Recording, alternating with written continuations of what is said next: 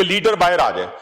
जी leader किसी के सदर बनने से बाहर नहीं आया, लीडर इंस्टीट्यूशन पे हमला करने से बाहर नहीं आया, हिंदुस्तान और पाकिस्तान की जंग हो गई तो वो बाहर नहीं आया, अफगानिस्तान ने पाकिस्तान पे हमला किया, प्रॉक्सी वॉर के जरिए दहशतगर्दी के बहुत सारे वाकयात किए, वो बाहर नहीं आया। अगर अदालतें उसको नहीं छोड़ेंगी वो वापस नहीं। अभी फातिहा आपने पढ़ी थी, हमारे बुजुर्ग फोत हो गए इस असेंबली के, तो अगर यही ज्यादा शौक आपको रहा तो आपको कल उस वक्त फातिहा पढ़नी पड़ेगी, तो उस वक्त से बचें कि आपको कल उस वक्त फातिहा ना पढ़नी पड़े।